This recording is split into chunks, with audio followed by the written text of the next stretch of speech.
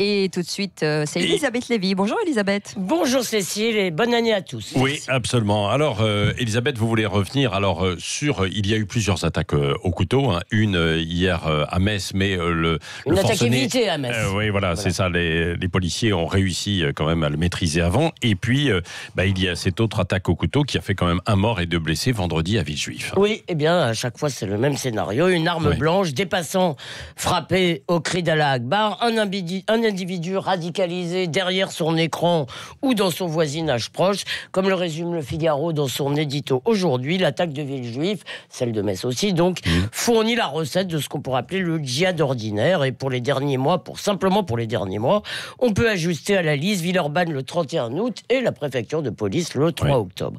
Alors à chaque fois, il y a la même dispute sémantique et juridique qui cache en fait un enjeu idéologique. Le parquet national antiterroriste ne semble pas avoir de doctrine claire sur le sujet. Lui, il est critiqué pour son abstention après Villeurbanne où il ne s'était pas saisi. Il s'est saisi dans l'affaire de Villejuif et Marc Trévidic dit que l'angélisme a plutôt reculé. Il dit ça dans Causeur. Mais c'est pour ça qu'il y a dispute. À chaque fois, nombre de commentateurs répugnent pourtant à parler de terrorisme et plus encore de terrorisme islamiste. Pour la préfecture de police, rappelez-vous, ils ont nié l'évidence, mais alors vraiment très très tard, à coups de périphrases comme « rien ne permet d'affirmer que ». Rien sauf tout, en fait. Et c'est une telle prudence finit par être de l'aveuglement, car elle vise en fait à montrer que tous ces crimes n'ont jamais rien à voir avec l'islam. Oui, c'est vrai, parce qu'on parle toujours d'actes de déséquilibrés. Oui, ce sont des déséquilibrés, voire de doux dingues, voire des dingues pas doux d'ailleurs. Mais franchement, est-ce qu'une personne équilibrée peut poignarder des inconnus ou rouler en voiture sur une foule en fête?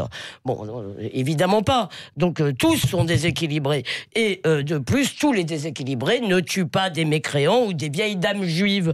Donc si Nathan Chiasson, donc le tueur de Villejuif, ne s'était pas converti à l'islam, je ne crois pas qu'il aurait enfilé sa djellaba pour frapper des non-musulmans. Donc on peut dire que le nouveau terroriste, l'auto-entrepreneur en terrorisme, il est à la fois déséquilibré et radicalisé.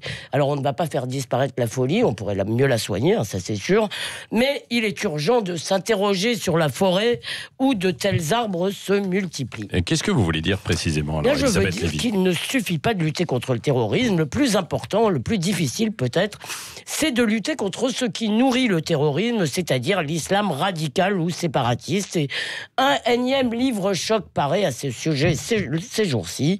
Les territoires perdus de la République sont devenus les territoires conquis de l'islamisme. C'est le titre du livre où Bernard Rougier, un universitaire, raconte ce qu'il appelle la prise de contrôle des islamistes sur l'islam.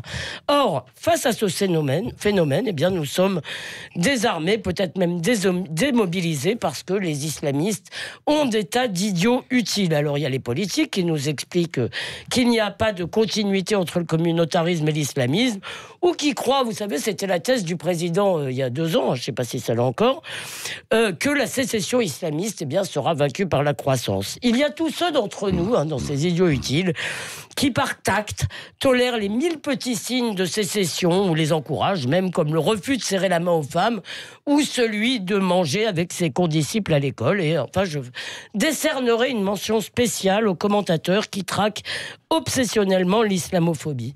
Alors, nous sommes aujourd'hui à quelques jours, vous vous rappelez, du 7 janvier, des célébrations, des commémorations du 7 janvier 2015. Le 11 janvier 2015, la France jurait, nous étions 11 millions dans les rues, et la France jurait qu'elle serait toujours Charlie. 5 ans plus tard, ces commentateurs nous sommes de respecter toutes les différences. Eh bien non.